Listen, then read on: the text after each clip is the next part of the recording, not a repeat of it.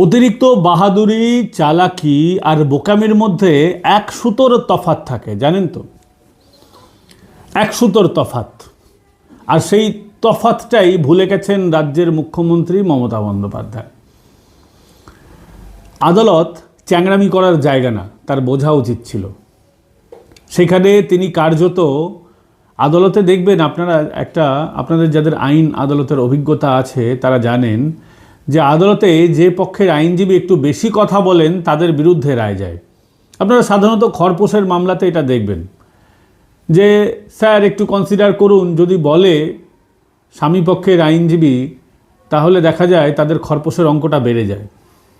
এটা হয় কেন? আদালত চায় যে আপনি যুক্তিযুক্ত কথা বলুন, আদালতের সময় নষ্ট করবেন না। আর আদালতের সময় নষ্ট করতে গিয়ে যেটা হয়েছে সেটা আপনাদের চোখের সামনে রয়েছে। সম্প্রতি মমতা বন্দ্যোপাধ্যায়ের বিরুদ্ধে সবচেয়ে বড় রায় এসেছে পরপর।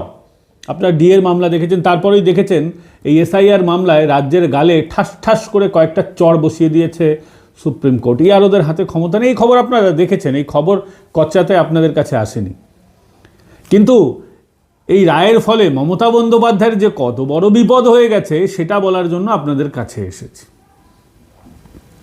ওদের হাত থেকে ক্ষমতা চলে গেল তো কি হবে তাতে? সেটাই তো বলতে এসেছি, কি হবে? এখন থেকে ক্ষমতা বিচার প্রক্রিয়ার হাতে, অর্থাৎ যারা জেলার বিচারক আছেন তারা অ্যাকশান নেবেন। বিচারকরা অ্যাকশান নিলে মমতা বন্দ্যোপাধ্যায়ের লসটা কোথায়? এতদিন ইয়ারোরা ভুয়ো ডকুমেন্টগুলো গ্রহণ করে নিচ্ছিলেন। হচ্ছিলটা কি? পুলিশ প্রশাসন পুরো তো মিলেমিশে একাকার, একেবারে জমে ক্ষীর পশ্চিমবঙ্গে। আপনাদের পঞ্চায়েত, পুরসভা, এমনকি পুলিশেরও একটা অংশের বিরুদ্ধে অভিযোগ যা সব আছে, যে বিশেষ করে পঞ্চায়েত আর পুরসভার ক্ষেত্রে বলছি, পুলিশের ব্যাপারটা পরে আসছি। পঞ্চায়েত পুরসভা বিভিন্ন রকমের ডকুমেন্ট তৈরি করে দিচ্ছে, আবার সেই ডকুমেন্ট ইয়ারোরা গ্রহণ করে নিচ্ছে। বেশ জমে ক্ষীর ছিল ব্যাপারটা। এবার সেই জমা ক্ষীরে টক গন্ধ শোনা যাচ্ছে। হয়েছেটা কি? এই ইয়ারোদের হাতে আর ক্ষমতা নেই, বিচারপতিদের হাতে ক্ষমতা চলে গেছে, বিচারকদের হাতে ক্ষমতা চলে গেছে। এবার কি হবে? একটা ভুয়ো ডকুমেন্ট, প্রত্যেকটা ডকুমেন্ট তো সুপার চেকিং হবে। নতুন এই শব্দটা এসেছে, সুপার চেকিং। এক একটা ডকুমেন্ট ধরে ধরে চেকিং করা হবে। রামের বাবার নাম রহিম তো হতে পারে না, আবার রহিমের বাবার নাম রাম হতে পারে না, এরকম হচ্ছে পশ্চিমবঙ্গে।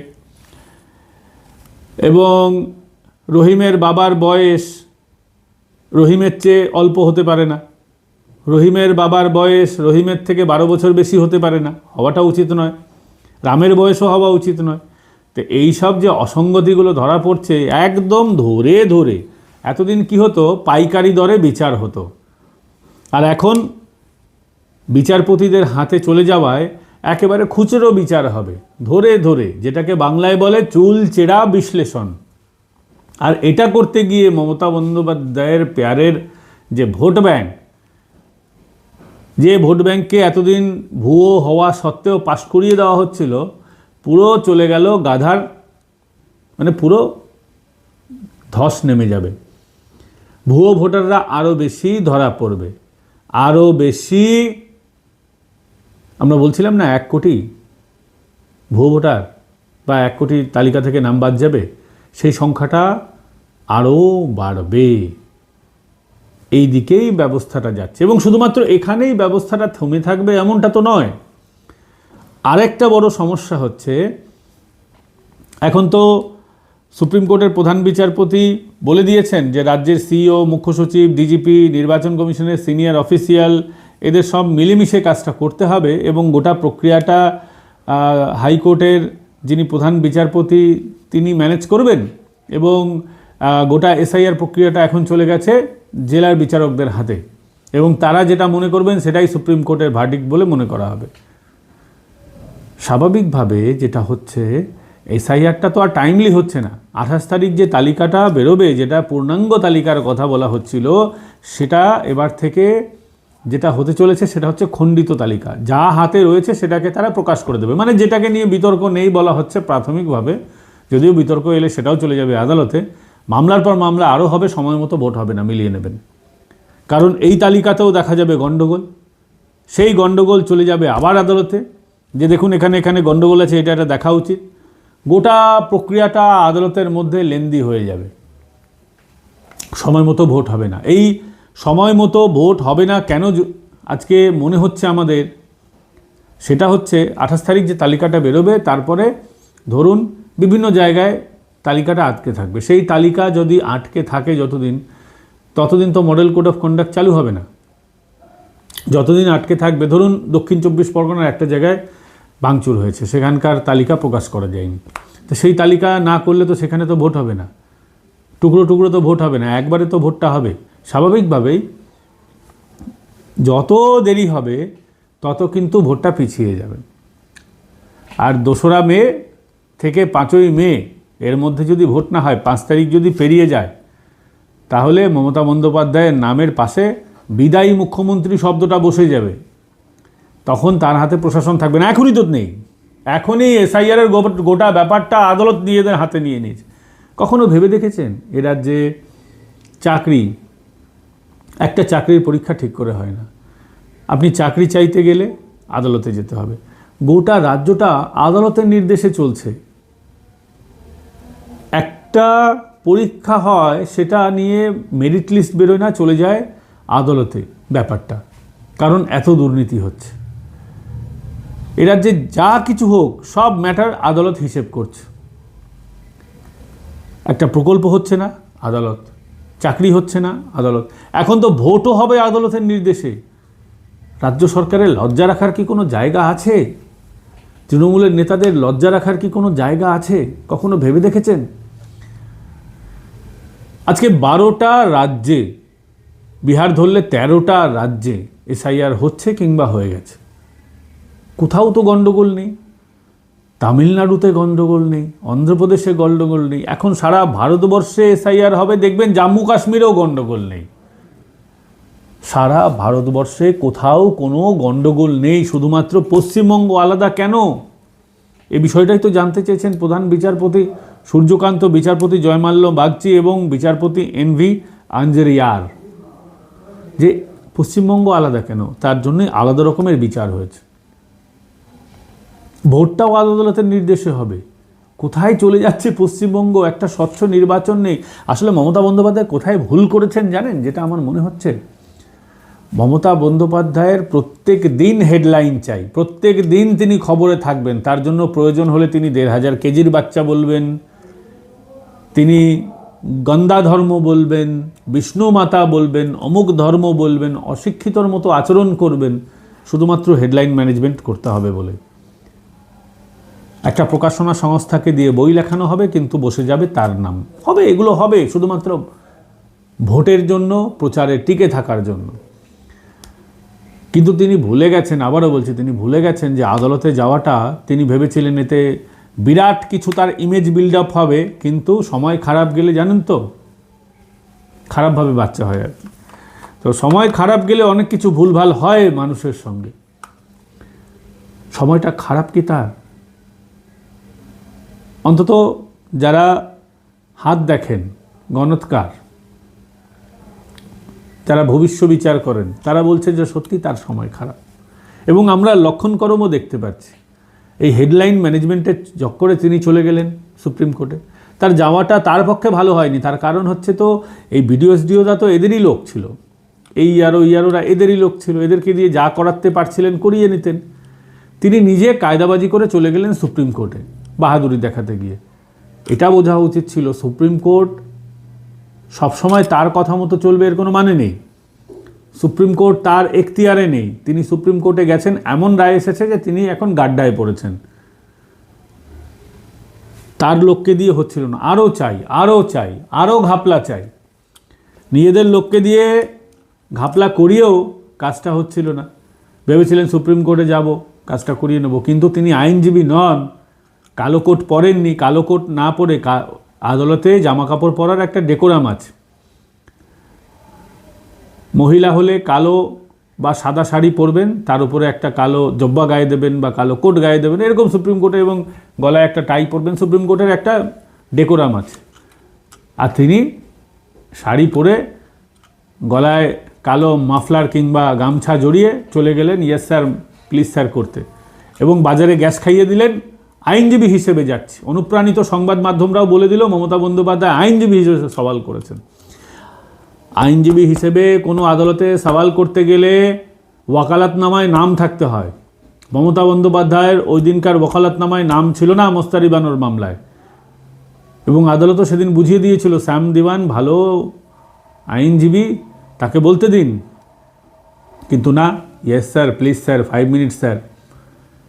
এবার এত বকেছেন, আদালতের সময় নষ্ট করেছেন। আদালত এবার কিন্তু বুঝিয়ে দিয়েছে যে আদালতের সময় নষ্ট করলে আদালতে দাঁড়িয়ে রাজনীতি করতে গেলে তার যে কি কুফল হতে পারে আদালত তার রায়ে বুঝিয়ে দিয়েছে। আরও বোঝাবে, দারুণ অপেক্ষা করুন, আদালত আরও বোঝাবে।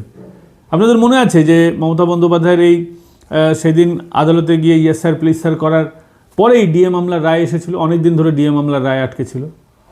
এখন সব কটা দেখবেন পরপর যা রায় হবে সেটাতে তিনি গাড্ডায় পড়বেন। এখন সুপার চেকিং চলবে, কেস টু কেস ভেরিফাই করা হবে, এতে আরও সময় নষ্ট হবে। বৈঠক হবে, আলাপ আলোচনা হবে, সময় নষ্ট হবে, সময় মতো ভোট হবে না। আর ভোটটা না হলে কি হবে? 5 তারিখের পর প্রাক্তন মুখ্যমন্ত্রী, বিদায়ী মুখ্যমন্ত্রী। এমনিতে এবার তিনি খুব চাপে আছেন রাজনৈতিকভাবে। Plan A, plan B, plan C, বিজেপির অনেক রকম প্ল্যান আছে, তারও প্ল্যান আছে, মমতা বন্দ্যোপাধ্যায়েরও প্ল্যান আছে। কিন্তু মজার ব্যাপার হচ্ছে বিজেপির প্ল্যান এবার বিজেপিরই তাবর নেতারা জানেন না। গতবার তো অনেক মানুষকে ঢুকিয়ে দিয়েছিলেন মমতা বন্দ্যোপাধ্যায় বিজেপিতে, এবার সেটাও নেই, খবরও পাচ্ছেন না সময় মতো। কী করতে চাইছে বিজেপি 2-3 জন জানে, আমরাও জানি না, কেউ জানি না। এবার উনিও টেনশানে থরথর করে কাঁপছেন। আদালতের ডান্ডা হাজির হয়ে যাচ্ছে, তার মধ্যে পুলিশের নিচুতলাও একটা অংশ বিগড়ে গেছে।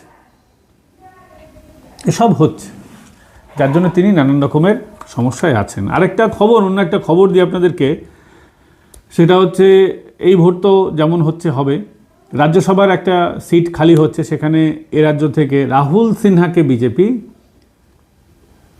পাঠাবে রাজ্যসভায়, এমন একটা সিদ্ধান্ত নিয়েছে বলে আমরা জানতে পারছি। রাহুল সিনহা 2বারের বিজেপির সভাপতি ছিলেন, তারপরেও দলের কাজ মুখ বুজে চুপ করে যেমন নির্দেশ আসছে করে যাচ্ছেন। একবার বেগরবাই করেছিলেন, একটু তিনি বিক্ষোভ করেছিলেন প্রার্থী না হতে পেরে, কিন্তু তারপরে যাই হোক সেটা মিটে গেছে। দীর্ঘদিন দলের একেবারে ইয়েস ম্যান হিসেবে কাজ করছেন, সুবক্তা। বিতর্ক তো রাজনীতির অংশ থাকবে, সেই রাহুল সিনহা যেতে পারেন। অন্যদিকে তৃণমূল কংগ্রেস নিয়ে এখন ব্যাপক আলাপ আলোচনা হচ্ছে। ডোনা গঙ্গোপাধ্যায়, সৌরভ গঙ্গোপাধ্যায়ের স্ত্রী, শোনা যাচ্ছে নাকি তাকেও প্রার্থী করা হতে পারে। এর আগে বিজেপির পক্ষ থেকেও তাকে রাজ্যসভায় পাঠানোর পরিকল্পনা ছিল। আপনাদের মনে থাকবে অমিত শাহ কলকাতায় এসে সৌরভ গাঙ্গুলির বাড়িতে নৈশভোজ করেছিলেন। তারপর 2021-এ সৌরভ গাঙ্গুলিরকেও ভোটে দাঁড়ানোর প্রস্তাব দেওয়া হয়েছিল। সৌরভ তাতে রাজি ছিলেন, রাজি হননি। তার স্ত্রীকেও বিজেপির টিকিটে দাঁড়ানোর কথাবার্তা চলছিল বলে শোনা যায়, সেটাও হয়নি। তারপর যেটা আমরা দেখতে পেলাম যে সৌরভ তো মমতা বন্দ্যোপাধ্যায়ের সঙ্গে আরও বেশি সখ্যতা বাড়িয়ে ফেললেন, এবং সৌরভের আমরা একটা নেচার দেখেছি, এটা তার ব্যক্তিগত ব্যাপার, এটা সমালোচনার জন্য নয়, জাস্ট বলার জন্য বলছি আপনাদের যে সিপিএম আমলে তিনি সিপিএম ছিলেন, বুদ্ধবাবুর মঞ্চে তাকে দেখা যেত, সরকারি সুবিধা তিনি ভোগ করেছেন, করা উচিত, সুযোগ পেলে সবাই করে, অসুবিধার কিছু নেই। এবং মমতা বন্দ্যোপাধ্যায়ের আমলে তিনি তৃণমূল কংগ্রেসের সঙ্গে তাকে সখ্যতা দেখা যাচ্ছে, মমতার সফর সঙ্গী হয়েছেন, কারখানা করবেন। শিল্পপতি সৌরভকেও আমরা দেখেছি, যদিও সেই কারখানা লবডঙ্কা হয়ে গেছে, কারখানা দেখা যাচ্ছে না, কিছু না। কিন্তু আমার যেটা মনে হয় যে সৌরভ রাজনীতি থেকে সরাসরি নিজের স্ত্রীকেও দূরে রাখবেন বলেই মনে হয়, কারণ বিজেপির ক্ষেত্রেও তিনি রাজি হননি। এর আগেও অনেক প্রস্তাব ছিল, যে কোনো সময় তারা হতে পারতেন, কিন্তু হননি। সৌরভ নিজের ব্যবসা বাণিজ্য নিয়ে বেশ ভালো আছেন। অন্যদিকে শুভশ্রী এনার হবার সম্ভাবনাও একটা আছে। তার হাজব্যান্ড রাজ চক্রবর্তী, রাজ চোখো, তিনি ব্যারাকপুরের তৃণমূল কংগ্রেসের বিধায়ক, ফলে তাকেও করা যেতে পারে, অসুবিধার কিছু নেই। তৃণমূল কংগ্রেস তো মমতা বন্দ্যোপাধ্যায় যেটা চাইবেন সেটাই হবে। অন্যদিকে ঋতব্রত বন্দ্যোপাধ্যায়ের এই সিটটা ছিল, দোলা সেন তিনি ছেড়ে যাওয়ার পর ঋতব্রত বন্দ্যোপাধ্যায় ওই জায়গায় স্থলাভিষিক্ত হয়েছেন, 1.5 বছর কাজ করেছেন। হয়তো ঋতব্রত টার্মও কমপ্লিট করা হতে পারে, ঋতব্রতর কী পারফরমেন্স আছে তৃণমূলে সেটা তৃণমূল কংগ্রেস জানে। ফলে ঋতব্রত যে হবেন না এ কথাই এখন জোর করে বলা যাচ্ছে না, মমতা বন্দ্যোপাধ্যায় যাকে পাঠাবেন তিনিই হবেন, ঋতব্রতরও সম্ভাবনা আছে। ঋতব্রত বন্দ্যোপাধ্যায় মানে উনি যার ভিডিও ভাইরাল হয়েছিল বহু বছর আগে, সিপিএম থেকে তৃণমূল কংগ্রেসে এসেছেন এবং এখনও আছেন।